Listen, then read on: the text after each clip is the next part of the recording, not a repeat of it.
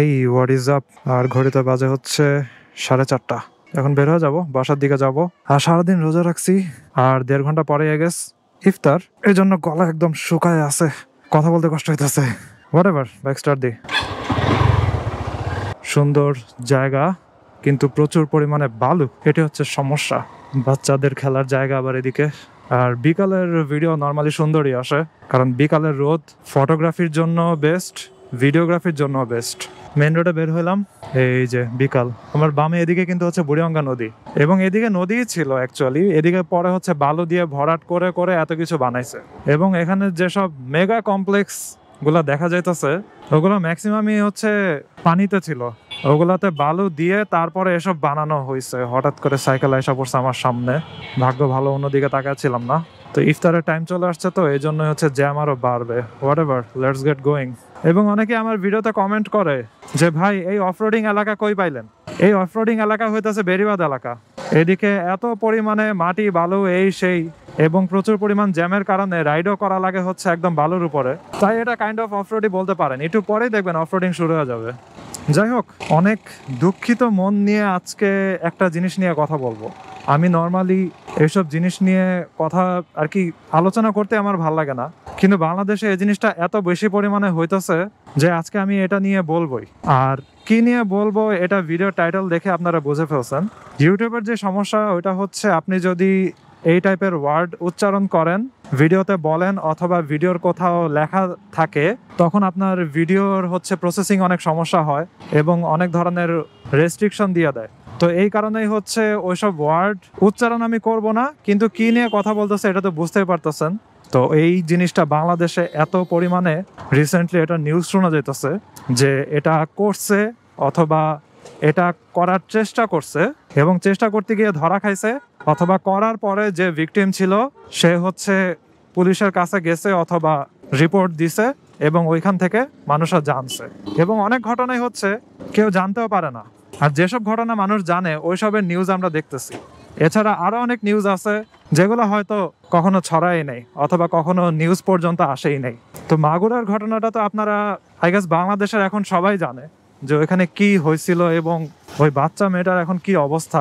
So এই জিনিসটা নিয়ে খুবই খারাপ লাগে। তো মানুষেরা আর কি, মানুষ বলা যাবে না আর কি, লিটারালি পশু হয়ে গেছে।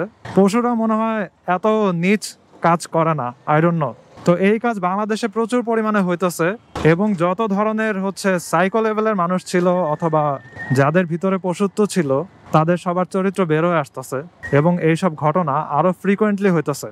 কেন এত ফ্রিকোয়েন্টলি এসব ঘটনা হয় এবং কেন এগুলো নিউজ আমরা এত পরিমাণে দেখতেছি? আসলে জিনিসটা হচ্ছে তাদের ভিতরে এখন ভয় বলতে কিছু নাই, বুঝতে পারছেন?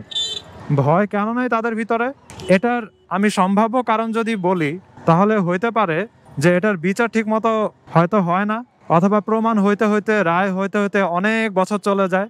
সেরকম ঘুরতে ঘুরতে ঘুরতে ঘুরতে পরে হচ্ছে তারা ছাড়া পেয়ে যায়, হয়তো এরকম কারণে। অথবা হচ্ছে এই টাইপের অপরাধগুলা তারা এখন নর্মালি দেখা শুরু করছে, যে তাদের কাছে এখন মনে হইতেছে যেন এগুলা তারা সুযোগ পাইলেই করতে পারবে, কেউ টের পাবে না অথবা এরকম কিছু। কিন্তু জিনিসটা হচ্ছে আপনি এসব মানুষদেরকে কখনোই ফিক্স করতে পারবেন না, কখনোই ঠিক করতে পারবেন না। তাদেরকে যতই থেরাপিতে নেন, যতই রিমান্ডে নেন, যতই মাইট দেন, তাদের চরিত্রকে আপনি জীবনে ঠিক করতে পারবেন না। তারা এরকম ছিল, আছে এবং থাকবে। ওই যে বলছিলাম না অফরোডিং, এই দেখেন অফরোডিং শুরু হয়ে গেছে আমার। ওরে কিসের ভিতর দিয়ে যে যাইতেছি, মোটরসাইকেলটা মাত্র 3-4 দিন আগে ওয়াশ করাইছি, আর এখন এই কাদা মাটির ভিতর দিয়ে যাইতেছি। কি যে অবস্থা। ওরে, যেটা বলতেছিলাম যে আসলে তাদের মধ্যে এখন তেমন ভয় কাজ করতেছে না, এই কারণে এগুলো এত বেশি পরিমাণে হইতেছে। আর এগুলো হয়তো তারা এখন নর্মালাইজ করারও ট্রাই করতেছে, যে এগুলা করে তারা পার পেয়ে যাবে। তাহলে তাদের ভিতরে ভয় ঢুকানো যায় কিভাবে? আমরা জনগণরা হচ্ছে যে জিনিসটা সবাই অলওয়েজ বলি, এবং আমার আব্বু আম্মু এটা বলে, যে তাদের যেই দণ্ড, ঠিক আছে, এটা মনে করেন সর্বোচ্চ দণ্ড অথবা যাবজ্জীবন যেটাই হোক না কেন, তাদেরকে সবার সামনে এই দণ্ড কার্যকর করা লাগবে, এবং সবাই এটার দেখুক, এটার ভিডিও করুক। আরে রোজায় গলা টলা পরে শুকায় গেছে, কথা বলতে গিয়েও কষ্ট হইতেছে। সবাই এটার ভিডিও করুক, এটা নিয়ে রিলস বানাক, যা ইচ্ছা বানাক, কিন্তু ছড়ানো লাগবে প্রচুর পরিমাণে এই জিনিসটা। এবং যত বেশি পরিমাণে এই দণ্ডর ভিডিওগুলো ছড়াবে, যে পাবলিক প্লেসে তাদেরকে এরকম ভাবে হিউমিলেট করে দণ্ড দেওয়া হইতেছে, যত পরিমাণে ছড়াবে তত বেশি হচ্ছে মানুষের এগুলা ভয় পাবে এবং এই অপরাধগুলা কমবে। এবং খালিদ ফারহান নামে একজন হচ্ছে ইনফ্লুয়েন্সার আছে, সে ফ্রিল্যান্স এই জিনিসগুলো নিয়ে হচ্ছে প্রচুর ভিডিও করে এবং সে অনেক কোর্সও সেল করে তার এসব ফ্রিল্যান্সিং নিয়ে। তো তার একটা পোস্ট আমার ভালো লাগছে, ওইটা হচ্ছে সে বলছে এইসব অপরাধ হওয়ার 30 দিনের ভিতরে হচ্ছে রায় দেওয়া লাগবে। নতুন বছর থাকুক, ঈদ থাকুক, রোজা থাকুক, 16 ডিসেম্বর থাকুক, যেই বন্ধই থাকুক না কেন 30 দিনের মধ্যে রায় দেওয়া লাগবে এবং সবার সামনে রায় কার্যকর করা লাগবে। পাবলিক প্লেসে সবাই ভিডিও করুক, যা ইচ্ছা করুক, টিকটক করুক, হোয়াটএভার, কিন্তু সবার সামনে পাবলিক প্লেসে এগুলার রায় দেওয়া লাগবে আর কি, রায় কার্যকর করা লাগবে। রায় কার্যকর বলতে যেটা বুঝাইছে ওটাতে বুঝতেই পারতেছেন, ওই যে আমি বলছি যে ইউটিউবে এসব ওয়ার্ড উচ্চারণ করলে সমস্যা, তো সবার সামনে যদি এটা হয় তাহলেই আস্তে আস্তে তাদের ভিতরে ভয় ঢুকবে। না হলে দণ্ড যদি কার্যকর নাই করা যায়, খালি মামলা খালি ঘুরে ঘুরে, তাহলে লাভ নেই ভাই। এসব নিউজ খালি আসতেই থাকবে এবং মানুষেরা কি কমেন্ট করে জানেন, যে এখন আর ফেসবুকে ঢুকতে ইচ্ছা করে না, এখন আর এগুলা দেখতে ইচ্ছা করে না, ফেসবুকে ঢুকলেই খালি এসবের নিউজ। তো চিন্তা করেন আমরা জাস্ট এসব নিউজ পড়তে গিয়ে আমাদের কেমন লাগতেছে, তাহলে যাদের সাথে এসব হইতেছে তাদের কেমন লাগতেছে, তাদের পুরো লাইফই শেষ। তো কি আর বলবো, এই হচ্ছে অবস্থা। এবং আমার মনে হয় যে দেশের মোর দেন 50%, অর্ধেকের বেশি মানুষই চায় এই জিনিসটা হোক, যত দ্রুত সম্ভব রায় কার্যকর করা এবং পাবলিক প্লেসে সবার সামনে এগুলা দেখানো আর কি। ক্রিমিনালরা এখন হচ্ছে বিচার ব্যবস্থার মনে হয় যেন জোক মনে করতেছে, যে এগুলা কোনো ব্যাপারই না, তাদের কাছে ছুঁড়া চলে আসতে পারবে, এতই লুথা মনে করতেছে এই সব কিছুরে। এই জন্য হচ্ছে অবস্থা। আর এখানে ওই যে ট্রাকে করে হচ্ছে জিনিসপত্র দেওয়া হইতেছে।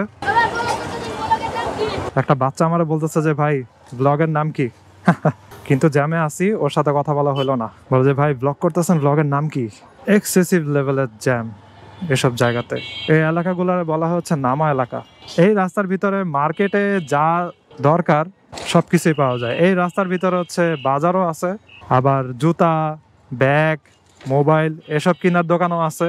তারপরে যে খাবারের দোকানগুলো আছে, যে ইফতারি ব্যস্ত আছে, ফুচকাওয়ালাও আছে, তারপরে যে গ্যান্ডারিওয়ালারাও আছে, সব আছে। তবে নামা এলাকা হইতেছে একটু ডেঞ্জারাস আর কি। এদিকে সন্ধ্যার পরে স্থানীয় পোলাপান ছাড়া অন্যরা সহজে আর কি সাহস করে না বাইরে হওয়ার জন্য। আর এটা আশেপাশের আবাসিক এলাকা যা আছে ম্যাক্সিমামই হইতেছে বস্তি।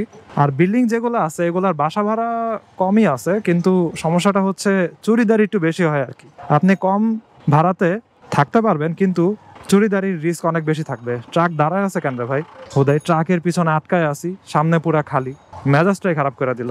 হোয়াটএভার, যেটা নিয়ে বলতেছিলাম যে আমাদের প্যাথেটিক লাইফ, আমাদের প্যাথেটিক কান্ট্রি, এত পরিমাণে এসব হইতেছে কিন্তু আমরা কিছুই করতে পারতাছি না তেমন। তো কেমনটা লাগে। এবং আমি যেটা বলছিলাম যে আসলে বাংলাদেশের জাস্ট 10% মানুষ ছাড়া আমার কাছে যেটা মনে হয় 90% মানুষগুলো হইতেছে সব বাটপার, ক্রিমিনাল। এরে ঠকাইতে চায়, ও ওরে ঠকাইতে চায়, যে যেমনে পারে মানুষদের ক্ষতি করার চেষ্টা করে। তাই এই দেশে ভালো ভালো কথা বলে কোনো লাভ নাই। ভালো ভালো কথা বলে মানুষদেরকে ঠিক করা যাবে না, তাদেরকে রিহাবের মতো কোনো সার্ভিসও দিয়ে লাভ নাই। তো এই দেশে মায়ের উপরে কোনো ওষুধ নাই, সবাই মায়ের উপর রাখা লাগবে এবং অ্যাজ সুন অ্যাজ পসিবল বড় বড় ক্রাইমগুলার শাস্তি কার্যকর করা লাগবে এবং সবাইরে দেখা দেওয়া লাগবে যে না, এখনো কড়াকড়ি শাসন চলতেছে। যদি এরকম না করা হয় তাইলে লাভ নাই কোনো। সুন্দর সুন্দর কথা বলে এদেরকে জীবনও ভালো করা যাবে না। কি কি যে ক্রাইম হইতেছে এরকম ছোট বাচ্চাদের সাথে, অথবা যে ধরনের মানুষই হোক না কেন, তাদের পুরা লাইফটাই শেষ। এবং এসব নিউজ পড়তে গেলে হচ্ছে লোম দাঁড়া যায়, হাত কাঁপে, মাথা মুথা পুরা নষ্ট হয়ে যায় যে কিভাবে কেউ কারোর সাথে এরকম করতে পারে। যাই হোক, আজকের ভিডিও এখানে শেষ করি। সরি আপনাদেরকে জ্যাম ট্যাম দেখানোর জন্য, আসলে ইফতারের আগে বের হয়েছে এই জন্য এরকম জ্যামই ভোগ করা লাগতেছে। তো I hope you guys like this video, and if are watching for the first time you can kindly subscribe. তো see you on the next one. সব ভালো থাকেন, সাবধানে রাইড করেন, tata. I wake up to a little bit of drool on my pillow, feel like it's gonna be a bad day. Yeah, I'm tired of shit, and the coffee ain't hit yet, damn ain't that great. I don't wanna go to work, cause my boss is a jerk, and I'm not even that paid. I need a change in my life, cause I don't feel alive, and there's nothing that makes me happy.